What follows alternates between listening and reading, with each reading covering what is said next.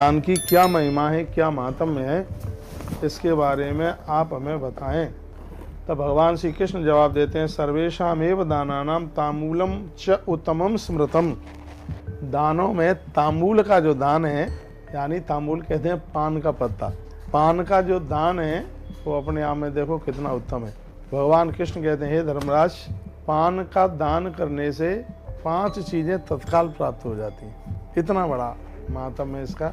तो कौन कौन सी चीजें हैं जो तांबूल का दान करने से, पान के पत्तों का दान करने से 5 चीजें प्राप्त हो जाती हैं। इसलिए षोडशोपचार भगवान की जब हम पूजा करते हैं तो उसमें तांबूल को जरूर लिया जाता है। तो भगवान क्या कह रहे हैं, आनंदो दीर्घमायुष्यम सौमनशम च पुष्टतः सौभाग्यम च धनादिभ्यो विद्या लाभ तथैव च एतत् पंचकम राजन तांबूला लभ्यते नरई। भगवान श्री कृष्ण कहते हैं, हे धर्मराज युधिष्ठिर, तांबूल के दान करने से दीर्घ आयु मिलती है, मन प्रसन्न हो जाता है, लोगों का क्रोध खत्म हो जाता है, मन मुस्कुराता रहता है। नंबर 3 धनादि की प्राप्ति होती है।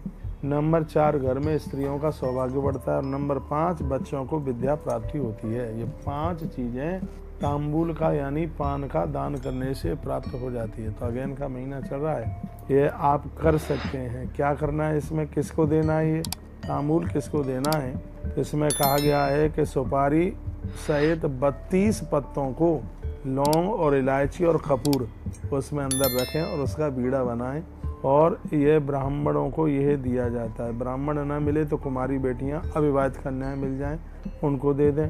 अपने वैभव के अनुसार आप उसका हवन यज्ञ भी कर सकते हैं। उद्यापन इसका विवाह के नक्षत्रों में किया जाता है। इसका जो आप उद्यापन करेंगे तो जिन नक्षत्रों में विवाह होते हैं उन्हीं नक्षत्रों में इसका उद्यापन किया जाता है। उद्यापन में 12 ब्राह्मण सपत्नी सहित न्योता दिया जाता है।